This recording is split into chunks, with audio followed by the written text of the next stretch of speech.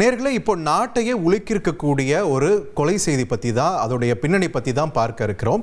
பார்த்தீங்களன்னா, மீரட் என்ற நகரில் சௌரப் ராஜ்புட், முஸ்கான் ரஸ்தோகி மற்றும் இந்த 2 பேரும் தம்பதியர். சௌரப் ராஜ்புட் பார்த்தீங்களன்னா நேவியில் வேலை பார்க்கக்கூடியவர். யூகேலேருந்து மனைவி முஸ்கானோட பிறந்த நாளுக்காக மீரட்டுக்கு வந்திருக்காரு. வந்தப்புறம் தான் தெரிஞ்சிருக்கு முஸ்கானுக்கு சாஹில் சுக்லான்ற நபரோட கள்ளக்காதல் இருந்திருக்குன்னு.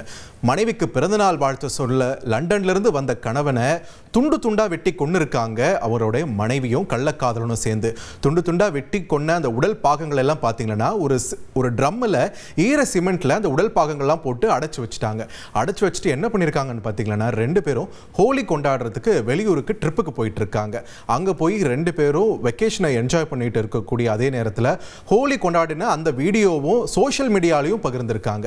இந்த நிலையில் இந்த கொலை சம்பவம் வெளியில் வந்து இவங்க 2 பேருமே கைது செய்யப்பட்டு சிறையில் அடைக்கப்பட்ட நிலையில் அங்கே போயும் இவங்களுடைய அடாவடி ஓஞ்ச மாதிரி இல்லை. என்ன பண்ணியிருக்காங்கன்னு பார்த்தீங்கன்னா, சிறையில் எங்களுக்கு பக்கத்து அறையில் தான் எங்களை அடைக்கணும்னு சொல்லிட்டு அடம் பிடிச்சிருக்காங்க. விமன் செல் மென் செல்னு பிரிஞ்சு இருக்கக்கூடியது தான் வழக்கமாக இருக்கக்கூடியது. அதை தாண்டி பக்கத்து அறை கேட்குறாங்களே, உங்களுக்கு வேற ஏதாவது பிரச்சனையான யோசிக்கும் போது தான் இன்னொரு விஷயம் தெரிய வந்திருக்கு. 2 பேருமே போதைக்கு அடிமையானவர்கள். இந்த கள்ளக்காதல் ஜோடி பார்த்தீங்கன்னா போதை ஊசிக்கும் கஞ்சாவுக்கும் அடிமையாகி இருக்காங்க.